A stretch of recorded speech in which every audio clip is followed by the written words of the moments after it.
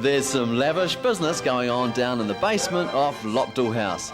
They've turned back the clock and pulled out the frills. Another woman who I adore, and I'm afraid she's insisting that I give you up. I'm playing Monsieur de Valmont, who's the leading male in the play, and he's a philanderer of sorts, has a lot of nasty relationships with various women, and ends up rather dead because of one of them at the end. It's unfortunate, really, but there it is. Beyond my control. I play Tavel, and there is a triangle between Myrtle, Vicomte, and myself. A pawn in their game. They think it's a bit fun to destroy a woman who is strict on her morals and her virtue. I come from a Catholic background, so everything like that is very important to me. And I fall head over heels in love for Valmont. Yes, but you declined to see me. You don't say.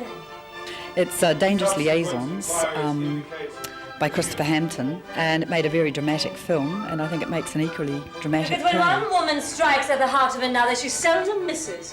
And to play this character is a real privilege. I would say that she's 1780s feminist, really. She's very strong, she's very passionate, and her mind is very clear on where she's going and what she says all the time. She's very quick in her mannerism and in her thinking, and won't really take any bull from men. Possibility of being laughed at.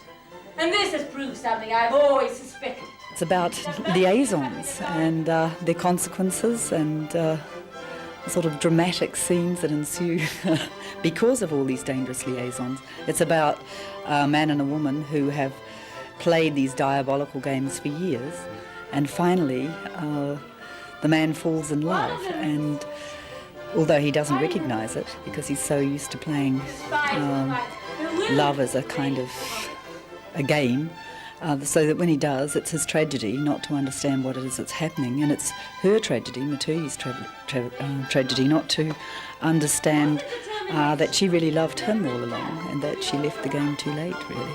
When he puts his mind on another woman, who is the complete opposite to my character, who is very religious and very proud and very,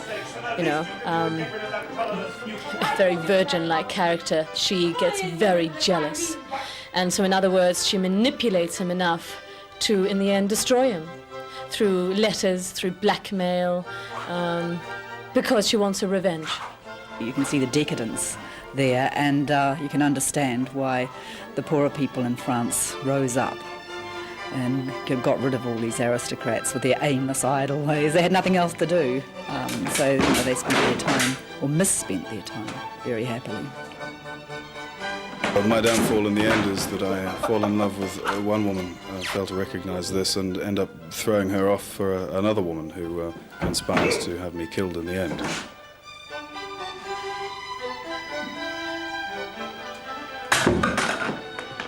Well, it's a sort of comedy and a tragedy. It's a sort of great deal of drama, a great deal of passion. There's, death, love, virtual suicide. A good deal of anguish. But amongst all that, there's some very, very witty dialogue and a lot of ravishingly beautiful scenes.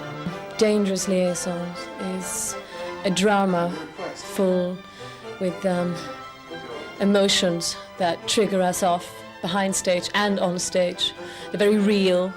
They might have been set a few hundred years ago, but they are just as important now to deal with love, passion, hate, and disgust, sex.